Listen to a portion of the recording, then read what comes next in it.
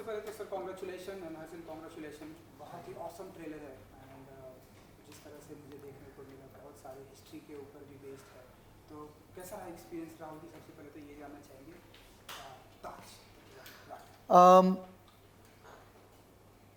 ताज में जो मुझे खासियत लगा कि मुग़ल एम्पायर में के बारे में, मुग़ल सल्तनत के बारे में, हमारे जो सारे एम्परर्स हैं उनके आधार पे कितने कहानियाँ, कितने सीरीज़, कितने फिल्म्स हम देख चुके हैं लगभग 70-80 साल से।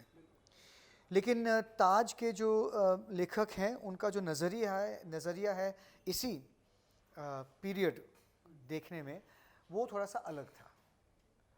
अकबर के बारे में कुछ चीज़ें हैं जो मुझे नहीं पता था। मेरा जो किरदार है मिर्ज़ा हाकिम, कभी मैंने स्कूल में नहीं पढ़ा कि कोई एक ऐसा बंदा था मिर्ज़ा हाकिम जो अकबर का सौतेला भाई था, किसी को पता नहीं है। अभी तक जितने मिथोलॉजिकल या सीरीज़ या फिल्म्स बने हैं उसमें मिर्ज़ा हाकिम है ही नहीं। तो जब मुझे कहा गया कि they want you to play Mirza Hakim, मैंने कहा नहीं, कौन है वो he'll be somebody very irrelevant। फिर जब मैंने पढ़ा उनका जो वर्जन है उसमें मिर्ज़ा हाकिम की अहमियत क्या है, how is he important to the story, फिर मुझे लगा कि ये जो पूरा सीरीज़ है उन्होंने लिखा है एक अलग पर्सपेक्टिव से। So that was very interesting. साथ में मुझे सुनने को मिला कि Naseer is going to play Akbar and there is going to be Sandhya Mridul and Aditi, and I said, okay, this sounds like a solid cast. So then of course I read the script and read the episodes. उसके बाद मैंने फैसला किया। तो तजुर्बा जो था वहाँ से शुरू हुआ and you know character is very interesting। Mirza हाकिम का कैरेक्टर बहुत ही इंटरेस्टिंग है। I'm sure हम बाद में बात करेंगे, लेकिन yeah, this was how it started। इसलिए मेरा हाँ वहाँ से शुरू हुआ था।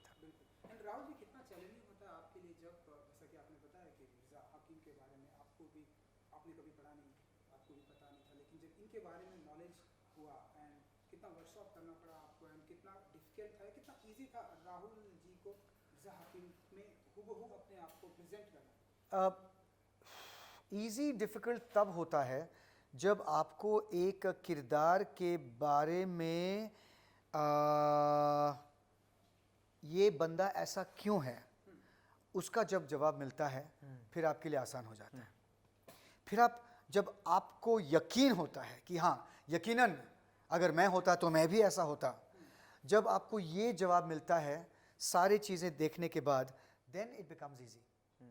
किरदार तब मुश्किल होता है जब डायरेक्टर आपको सही जवाब नहीं दे सकता है कि मैं इस सीन में ऐसा क्यों कर रहा हूँ। जब उसका जवाब नहीं मिलता है तो एक्टर बिल्कुल हिल जाता है कि मैं क्या करूँ यहाँ पे। तो किरदार के बारे में भी, वाई इज़ मिर्ज़ा हाकिम इनसिक्योर, जेलस, अग्रेसिव? क्योंकि वो एम्परर बनना चाहता है, क्योंकि अकबर एम्परर है, क्योंकि अकबर वो जानता है इंसान के तौर में उससे बेहतर है। ये सारे जो इनसिक्योरिटीज़ है और जेलसीज़ हैं वो मिर्ज़ा हाकिम में बस जाता है और उसे सिर्फ चाहिए सत्ता, उसे सिर्फ चाहिए पावर। तो पावर के लिए मिर्ज़ा हाकिम कुछ भी करने के लिए तैयार है। अगर किसी ने मुझे ऐसा समझाया किसी किरदार को तो ईजी हो जाता है कि आपको इनसिक्योर होना है, आपको वायलेंट होना है, आपको अग्रेसिव होना है, आपको जेलस होना है। These feelings are very natural. फिर करने में चाहे राहुल बोस इनसिक्योर ना हो या जेलस ना हो या उसका भाई भी ना हो या सत्ता में उसको बिल्कुल इंटरेस्ट ना हो, लेकिन जब उसे ये पता चलता है कि इसलिए ये बंदा ऐसा है, इट बिकम्स वेरी इजी। सबसे पहले तो कांग्रेचुलेशन। हम आपकी हिंदी डेब्यू शो कर सकते हैं? वार्म अप मेरा Hindi warm up debut. Picture अभी बाकी है, सीरीज शुरू हुआ है। सो एंड मैंने देखा कि पहली ही पिक्चर अभी जैसा कि सर ने बोला कि बाकी है। इतने सारे लेजेंड हैं, राहुल जी हैं, लेजेंड अदिति राव हैं, तो और भी कई सारे लोग हैं। तो जब आपको बताया गया कि इतने सारे लोगों के साथ में काम करना है, सर पहले तो मेरी फट गई थी, मेरी तो फट के हाथ में आ गई थी। Sorry for the crude language, but this is the honest truth. क्योंकि जब मुझे पहली बार ताज ऑफ़र हुआ तब मैंने ज़्यादा सवाल जवाब नहीं किया। मुझे सिर्फ कहा गया कि आपको राहुल बोस का बेटा बनना है, आपको नसीरुद्दीन शाह का भांजा बनना है, और ये बाकी जो सारे दिग्गज है ये लोग हैं आपकी स्टार कास्ट में आपके साथ।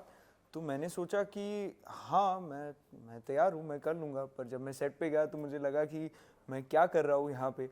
तो मैं थोड़ा डर गया था, मैं थोड़ा सहमा हुआ था पहले 2 दिन सेट पे। पर चाहे वो राहुल सर हो या नसीर सर हो, उन्होंने मेरे तरफ इतनी एक काइंडनेस से वो पेश आए और उन्होंने मेरी इतनी सहायता की, मेरी इतनी मदद की कि फिर मुझे लगा कि जिन लोगों को मैं देखते आया हूँ बचपन से, वो तो सारे अब मेरे दोस्त हैं। अब मैं व्हाट्सएप पे राहुल सर को हेलो बोल सकता हूँ, मैं नसीर सर को हाय बोल सकता हूँ टेक्स्ट मैसेज पे। तो वो लेवल ऑफ कंफर्ट हो गया था। और जब वो लेवल ऑफ कंफर्ट एक सीनियर एक्टर और एक न्यू कमर के लिए हो जाता है, स्पेशली मैंने कभी इंडिया में काम नहीं किया, मेरी जो एक्टिंग की ट्रेनिंग है सारी न्यूयॉर्क से है, मैंने पढ़ाई वहाँ से की है, हालांकि मैं यहाँ पे पला बड़ा हूँ, पर कल्चरली ये रोल भी काफ़ी डिफरेंट था मेरे से। मैं साउथ बॉम्बे का रहने वाला एक लड़का हूँ।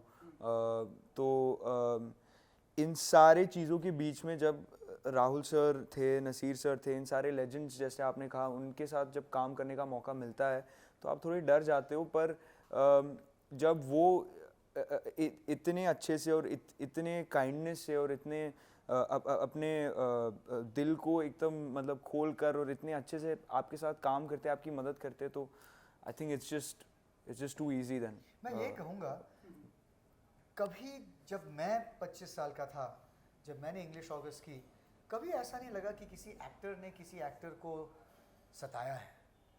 कभी किसी ने मुझे सताया नहीं, ना ही अपने को बड़ा समझ के मुझे बुली किया या मेरा मजाक उड़ाया, ऐसा कभी हुआ नहीं। एक्टर दूसरे एक्टर को नहीं, ऐसा नहीं करते हैं, क्योंकि वो सब जानते हैं कि एक दिन मैं इस रास्ते से गुजरा था और कल को पता नहीं मेरा क्या होगा।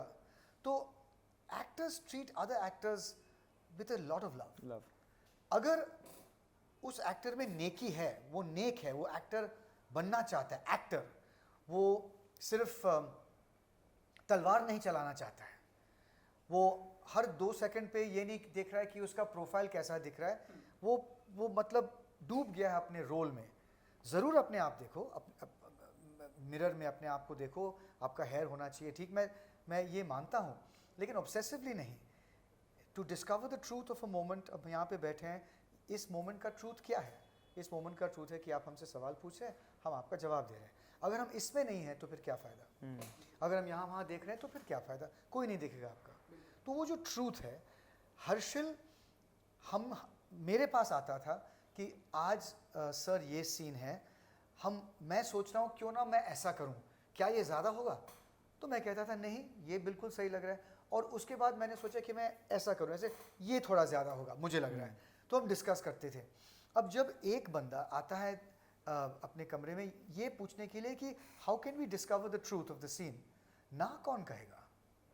और प्यार के बिना और क्या रास्ता है उस वक्त, क्योंकि it is a beautiful moment, 2 actors are discussing, director is busy with 20 other actors and 2 actors are discussing how to make this moment better. तो इसमें तो वो है। और हर्षिल के बारे में अगर मैं बात करूँ तो he's tall, he's good looking, I mean he should be a leading man. Leading man में अब चाहे वो मिशन इम्पॉसिबल करे या चाहे वो इंग्लिश ऑगस्ट या जापानीज़ वाइफ करे, वो चॉइसेस उसके हैं। लेकिन to be a leading man you can be tall and good looking, उसमें टैलेंट है, हुनर है, but you also have to be passionate about acting, passionate about that moment. That is the most important thing and this boy has it definitely. इसलिए मैं कहता हूँ कि ये वार्म अप है। हर्षिल्स real career will start properly after this, and that you should watch out for, because It's too kind, sir. no, it's the truth. नियत सही है, चाह सही है, you know, जो भी preparation के लिए एक बनना है वो सब है उसमें. So now he just has to work hard. That's all. जो वैसे लाइव कमेंट्स, लाइव तारीफ होती है आपकी, लाइक सर मैं गुड, क्या बोलूं? गुड, टॉल एंड चाहे जिस तरह की भी फिल्में करें, टैलेंट है, तो कैसे आप, what's your reaction? You just have to work sir hard. I don't have a reaction sir. आप मेरी शक्ल देखो सर, मेरे I can't react because he's been so kind to me and in fact मैं हमेशा उनको ये कहता हूँ कि he's like a mentor to me off the set as well. And जब ऐसे talented actors आपको सहारा देते हैं, आपकी तारीफ करते हैं, तो आपको बस सुनना है, इस मोमेंट में जीना है जैसे सर कह रहे हैं, और उसे एक्सेप्ट करना है और देखना है कि आप कैसे बेहतर कर सकते हो अपने आप को. और I don't let it get to my head, but I do let it get to my heart because I know he's coming from a honest place. तो बस यही है, और मैं थोड़ा शर्माता हूँ. मेहनत तो सबको करना पड़ता है, चाहे आप डॉक्टर हो या सफाई करते हो या रग्बी खेलते हो या एक्टर हो, मेहनत तो सभी को करना पड़ता है. तो इसमें दो राय नहीं है. अगर कोई मेहनत नहीं करेगा तो शायद चंद घंटों के लिए उसकी किस्मत शायद जाग उठे, लेकिन 30 साल के लिए नहीं. You have to work and work and work, no matter how good you are. So that is the only thing that this boy should never forget.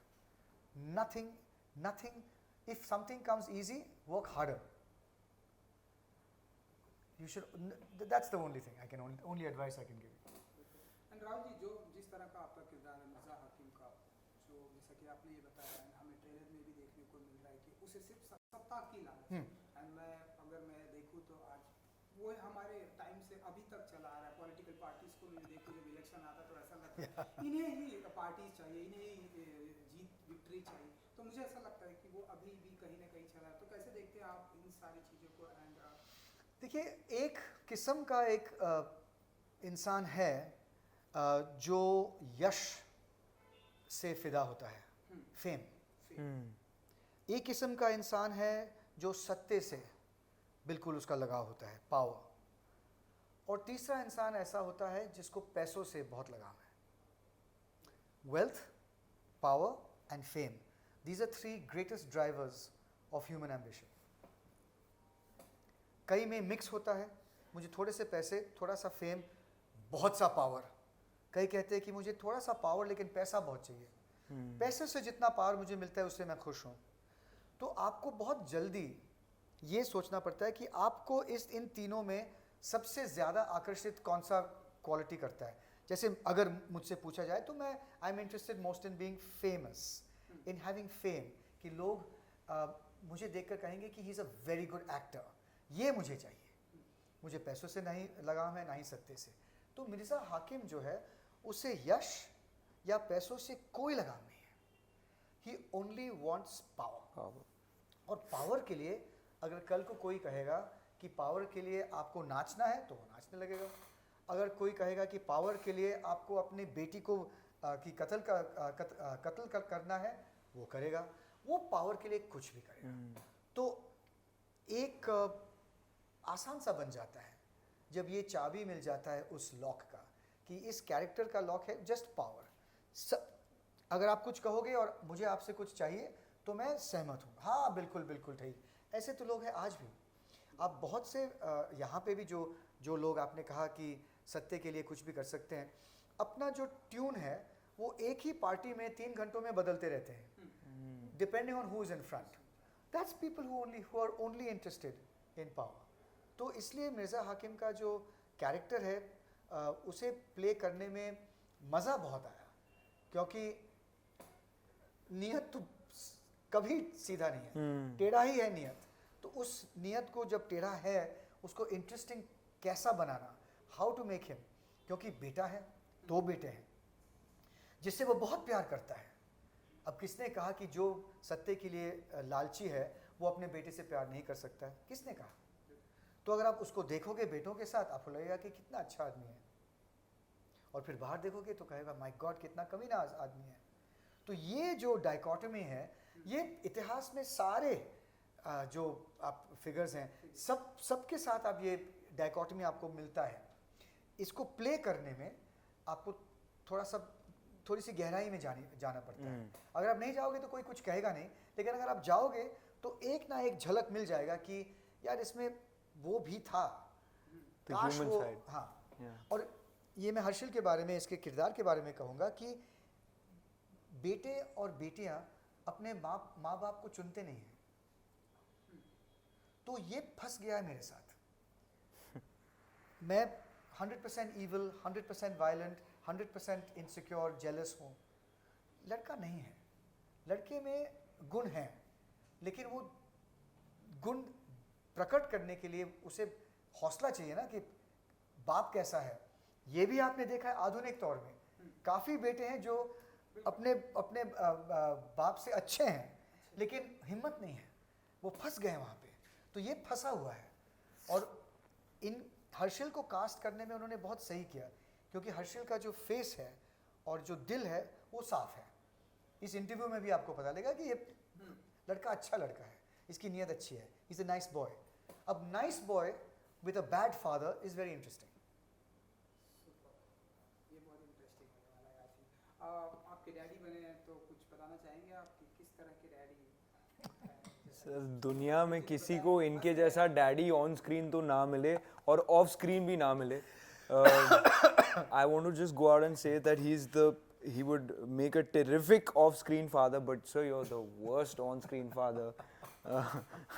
At least in the recent past, अगर आपने sir की show देखी हो Eternally Confused and Eager for Love, उसमें उन्होंने मेरे दोस्त विहान के साथ काम किया है, जहाँ वो उनके फादर बने हैं और अब वो मेरे फादर बने हैं, और दोनों शोज में इतने खराब फादर बने वो कि मैं क्या कहूँ। But yeah, so very fortunate to have you as a off-screen daddy, but not as an on-screen daddy. No, it was a pleasure. It was a real pleasure. We should work again.